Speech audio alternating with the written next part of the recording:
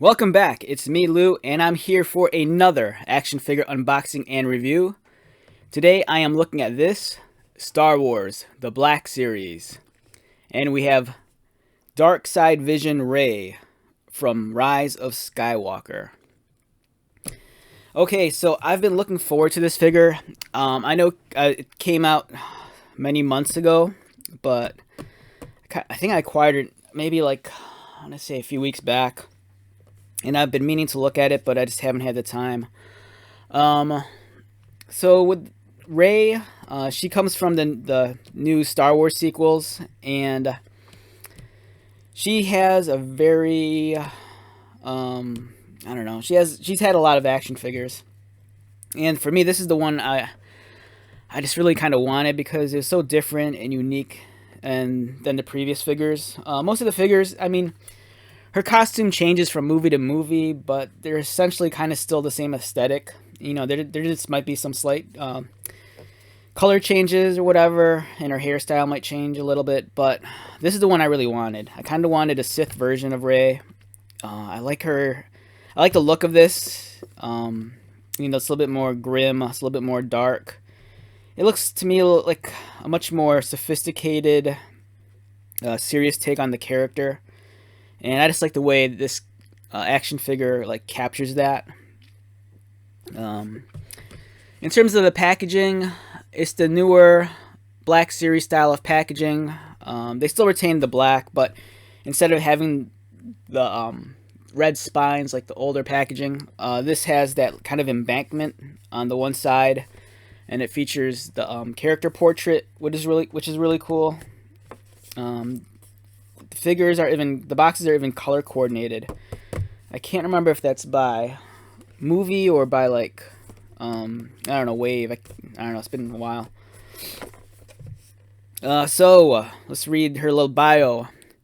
Rey, Dark Side Vision. While searching for the Sith Wayfinder, Rey envisions her turn to the dark side. Wielding a double-bladed lightsaber, her rage and immense power is frightening. So this picture, it's early, right? So this figure depicts Rey. So she uses the Wayfinder, and it takes her to the remains of the second Death Star. So while she's combing around in there, she kind of has a dark side vision, and that's where this character comes into effect. It kind of depicts Rey as if she was consumed, by the Sith and the dark ways of the Force. And she has that double-ended lightsaber where it's not like Darth Maul's. Hers is kind of different because it kind of folds in half at the hilt. And let's take a look at the figure. Let's get to it.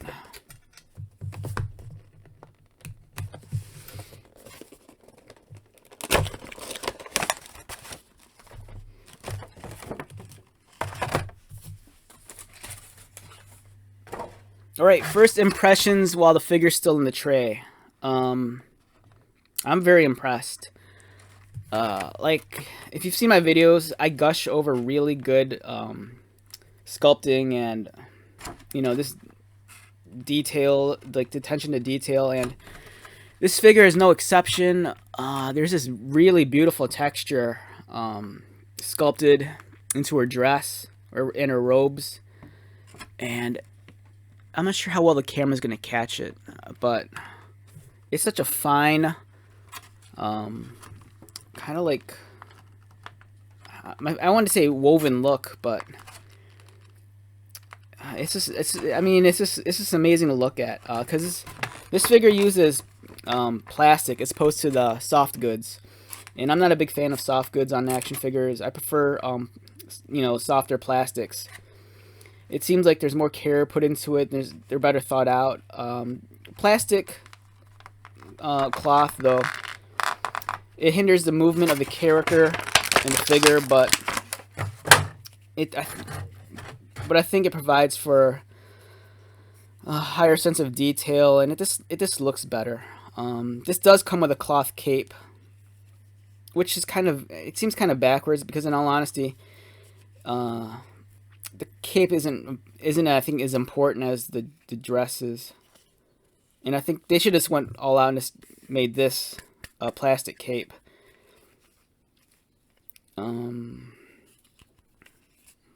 Yeah, I mean, I think for me the contrast of the texture and doesn't flow well. You know, when I look at the figure just like this without the cloth cape, it looks really nice. It looks more premium, and then as soon as I see the cloth cape, it kind of takes it back to, oh, it's just a toy action figure. It's that material that's kind of, you can kind of see through it. I don't know how well the light catches that or the camera, but yeah, you can kind of see my fingers underneath the cape, so it's not like completely opaque. But the fine line texture in the hood, you could kind of see it.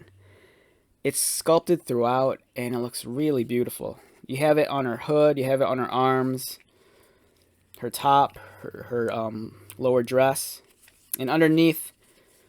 I don't know what it is lately. Every figure I seem to look at, they always have bandages everywhere, and on her legs, she's like a mummy. You know, that texture and pattern continues, but it makes it look more like bandages.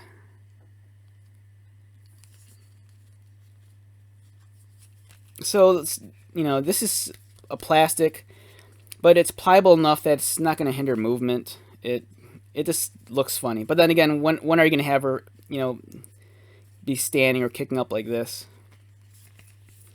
So I'm kind of like, you know, for me, I'm all or nothing. Like, I think that if you're going to give her cloth goods, give her all cloth goods. If you're going to give her plastic goods, give her all plastic.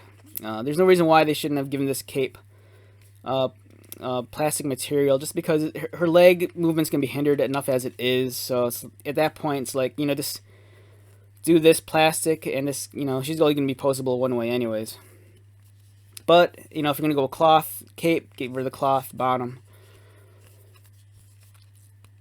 The hood doesn't seem to come off, I don't think,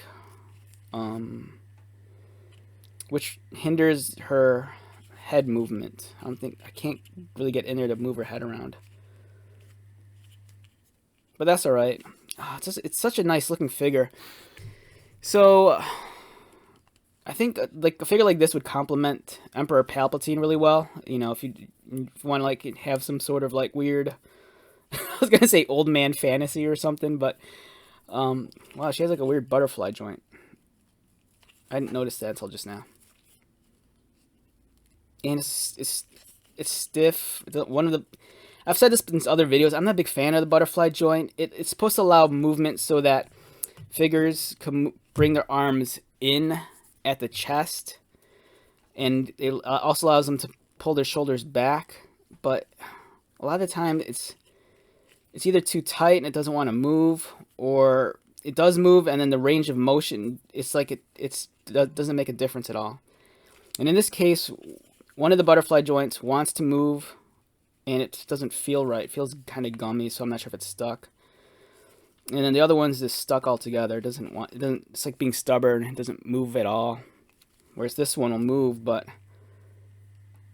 yeah, I'm not a big fan of the butterfly joint. I think it over-engineers the figure. In some cases, if it works well, like on that Pizza Spider-Man, that Marvel Legends one, then it's great, but I kind of think it's unnecessary. And I just noticed this now. She has a ring on her finger.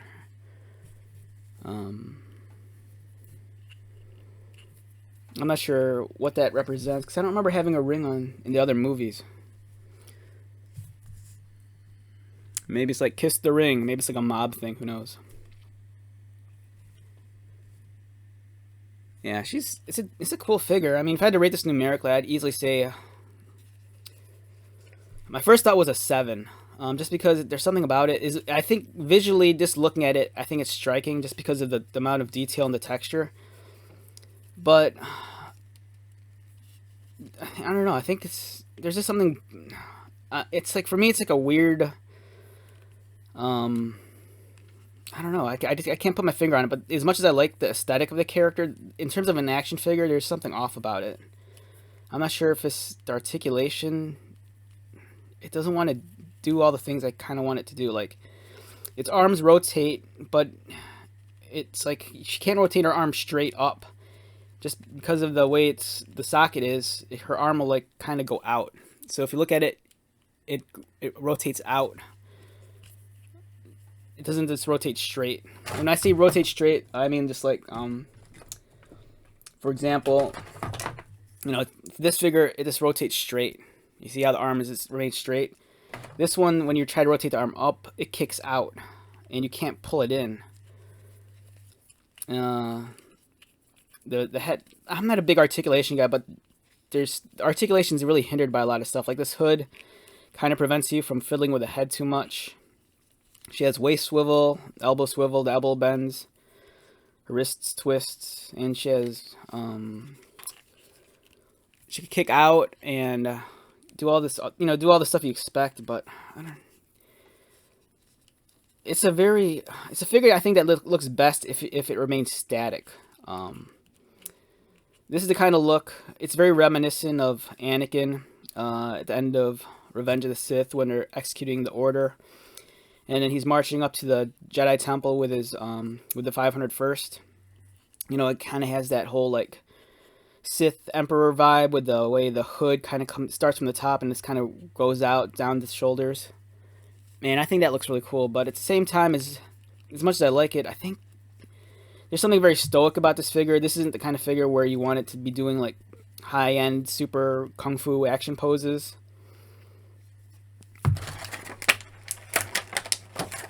And I think the big selling point for this figure is this double-ended lightsaber. It's cool, but at the same time, I think this is kind of silly. Like, I like Darth Maul's lightsaber, the double-ended one, where it's just long and then the blades just come out on both ends. This one's kind of silly that it has to fold in and out. When you watch the movie, she like unfolds it and then it like the sabers come out, but it's just weird. It looks off. But it's neat that they made it and it retains that functionality.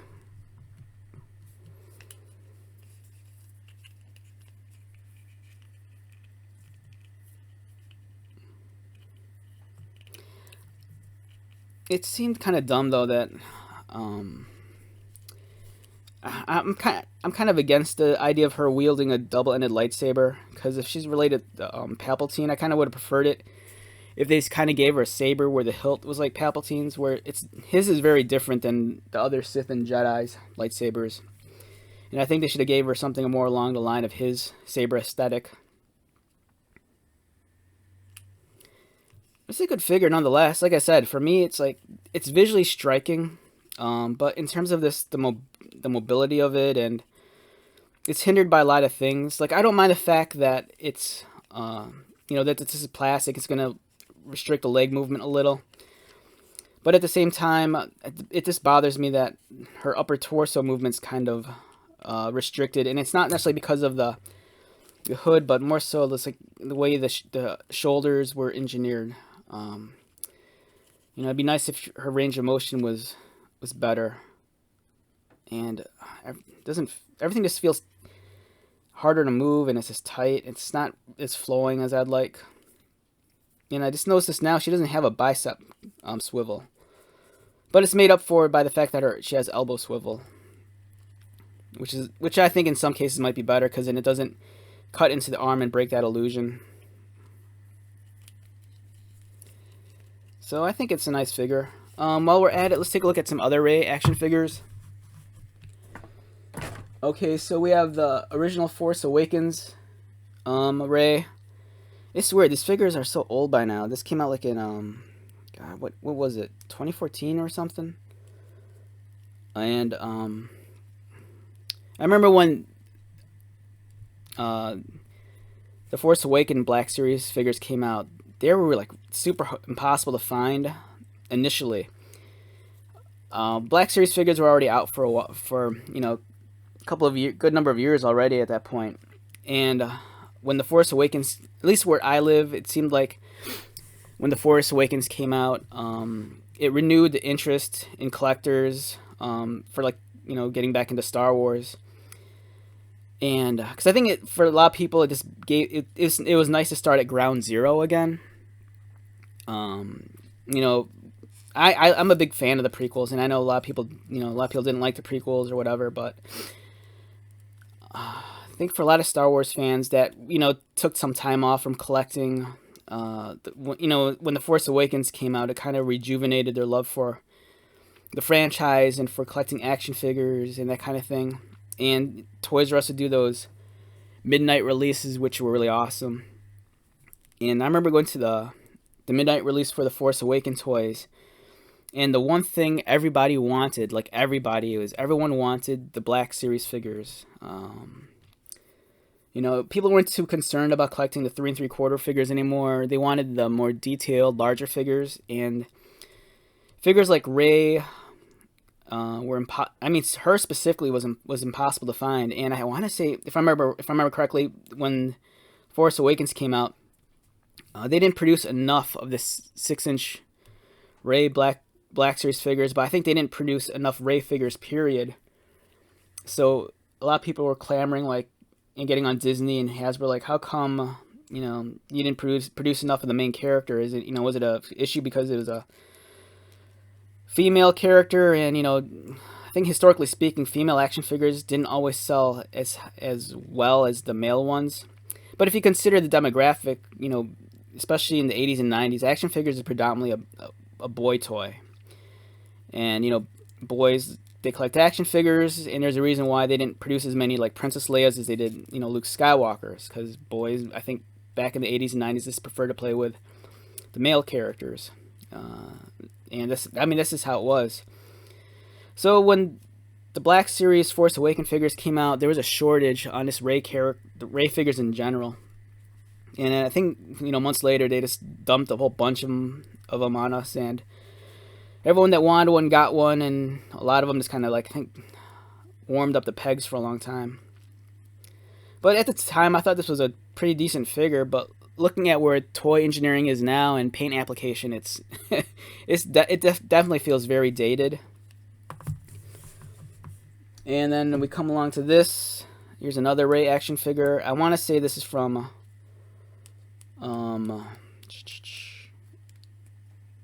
The Last Jedi.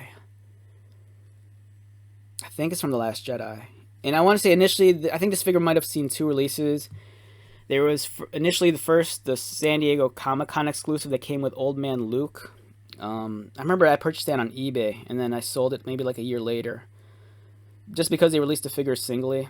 But I'm kicking myself because I kind of wish I still had that. It was a unique package. And this is a nice figure. If you look at it, the engineering on this figure is a little bit higher than this one. The face is, I'm not sure if the likeness is any better, but the paint application definitely is. She has a nice texture on her uniform.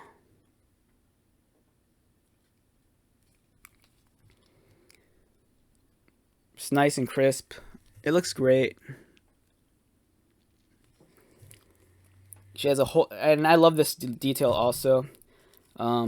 This figure has a holster for her blaster, and I say this all the time. I hate it when action figures have all these guns and accessories, but you have nowhere to put them.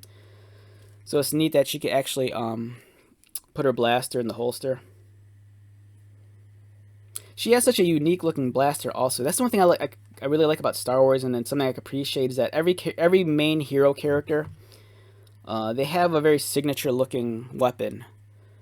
And that goes, across the board for everybody. Whether you're a Jedi or a Sith or a bounty hunter or a scoundrel or a smuggler, everyone kind of has a very unique weapon.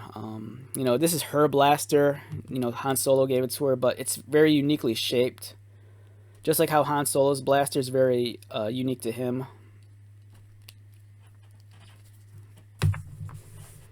Alright, so this figure is very interesting also. This came out the same time as the original Force Awakens Black Series figure, but this is Disney's take on the larger scaled figures. When the Force Awakens came out, Disney unveiled their take on a larger scale action figure, and they were called the Star Wars Elite figures. And for me, it was very confusing because I remember seeing photos of them, and I'm like, what's different? I'm like, all right, so Hasbro's making their large figures, and Disney's making their own. And for me, it's like they kind of look roughly the same size, but they're different figures. I wasn't sure if it was a thing where Hasbro just like, was making figures for Disney, and Disney just branded them differently. But it wasn't until I actually got them in hand that I saw that they were just completely different figures altogether. So Disney, they had their own line of large-scale action figures. They were called Elites. And what made them very unique is that there's a lot of die-cast pieces. So a majority of this figure is actually metal. They feel really heavy. They're weighted. And at the time, I think people were excited that if you grew up in the 80s, there were a lot of toys that were made of die-cast metal. So I think it was kind of a nostalgia thing to make action figures out of die-cast. I mean, to make action figures out of die-cast metal. When I was younger, there was a couple of toy lines that had die-cast metal. Like, I think there was one called, I want to say it was called Eagle Force. It might have predated the 3 3/4 G.I. Joes. So they're like specialized units of like army men, like much like G.I. Joes are. You know, like G.I. Joe isn't. It's not like the standard infantry and standard like, servicemen or anything. You know, it was about like specialized characters, and they operated in like as some sort of secret, like military covert unit, and that was what Eagle Force was. And the figures were kind of small, maybe like 2.5 inches tall, and they were made of die-cast metal also. And it's kind of neat because I remember as a little kid just liking them a lot because they were small, they were articulated, and they were metal, and they had a weight to them. And these Star Wars Elite, they have a nice heft to them because they're made of die-cast. But the bad thing about them being die-cast is that the paint it doesn't stick on the die-cast very well, and when you move stuff around to get joint rub, the paint chips off. Like in the case here, if you look, there's a little silver blemish, and that's actually an exposed area of metal because the paint chipped off when I moved the arm up. Because there's joint rub. But it's it's a kind of a cool concept, but I don't know, I just think that it didn't appeal to everybody. The line was popular initially, and I think one of the things that might have killed it is that Disney would have like exclusive. These figures were exclusive to like the Disney stores to begin with, but some characters were harder to come by than others, and they do special releases for them. Like for example, General Grievous. I remember at my Disney store, you had to actually sign up for a lottery because they anticipated demand to be so high, and I think only maybe 20 to 30 people would be selected from this lottery, and they'd get a chance to purchase the figure. So every month they would announce like a new figure that would be hard to get, and I don't know, I think that partially killed the Elite line.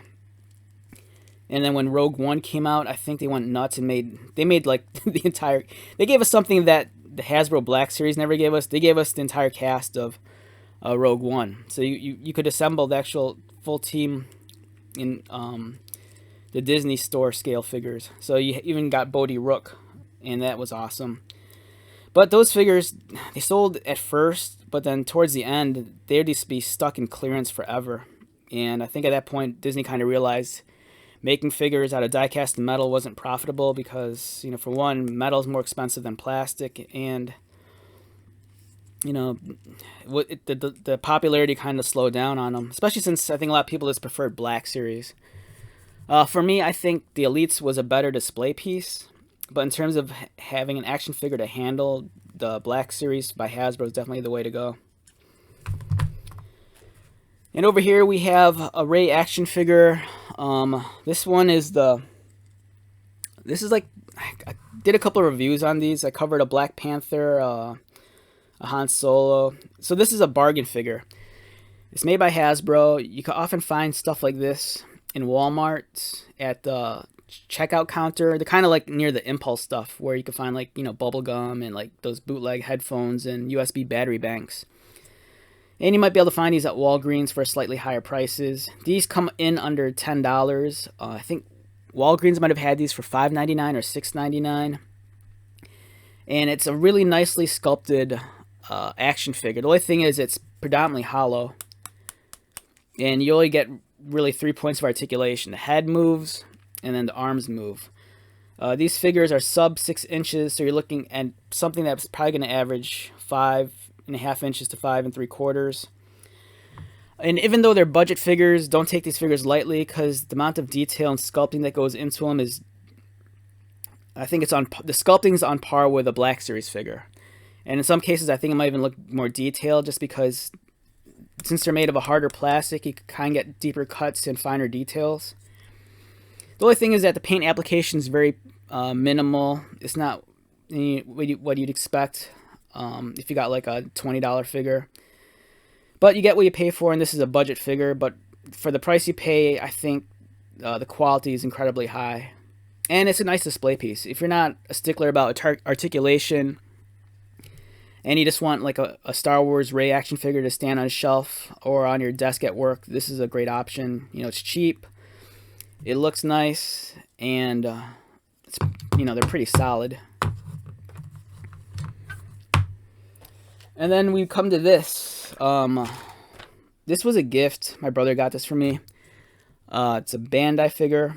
It's the SH Figure Arts Rey from The Last Jedi. And I haven't opened this yet. My brother got me this. I think once he got it for Christmas one year. He got me this and Kylo. So I got the power couple. I really want to open this, but I need to be in the right mood to open some action figures and some toys. Like, there's some stuff I'll get and I'll be so excited. I'll like be in my car and open it up while I'm in my car.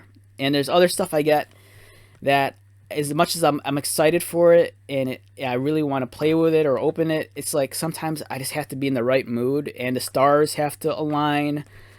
And I don't know, because I think I just want it to be the perfect moment, because, you know, the anticipation's so high. And I always kind of felt that way about this figure. Just because I love Rey's costume in The Last Jedi. I think I prefer that costume most of all, out of all her looks in the sequels. And the fact that this character has, you know, it's highly articulated, comes in multiple hands, different portraits.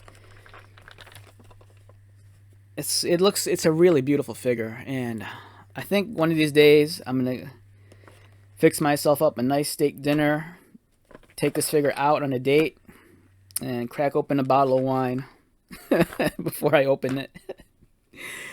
Yeah, I like this figure a lot. I'm just waiting for the perfect day to open it. So let's wrap things up. I kind of went a little bit longer than expected. It's early in Saturday morning. I've kind of lost my voice because I did like 11 videos yesterday. But I really kind of wanted to go over this figure. I apologize because I think the first 10 minutes, or maybe the whole video, I've just been kind of clumsy and been stumbling all over my words, and I can't get my thoughts across clearly. But overall, this is a great figure. I know I sounded kind of like going back and forth on it. You know, aesthetically, I love the look of it. It's a beautifully detailed figure. The sculpting's amazing. I love the face. It's hard to catch the face right with this lighting. The lighting and the skin tone doesn't want to play together. So, and yeah, this is a beautiful figure. If you're looking for something that's highly posable in terms of like doing fig photography, you might be disappointed because, you know, the minute you want to kick her leg out, you can get that. You know, the minute you want to start messing around with her arms, you're gonna, you know, the shoulders and the butterfly joints are gonna fight you. You know, if you want to turn her head, be prepared to deal with the headache that this hood's gonna provide. So for me, this is a figure that it's gonna look great just standing there. You know, you can make her look menacing. You know, she could just be holding her blade and just stand there and look awesome. Yeah, so just be prepared. If you want to do a lot of fig photography, this figure is going to frustrate you. It's not the kind of figure that's like Spider-Man where it, you know, could bend and move a million different ways. So, once again, my name is Lou. I appreciate you dropping by and checking this video out. It means a lot to me that you invest, you know, some time every day to like just check these videos out, and I hope that you pull something away from it. You know, whether you're better informed to make a buying decision, or you just enjoy hearing me babble and talk about my history with the characters. So go about and enjoy your day, buy some toys, and I will talk to you later. Take care.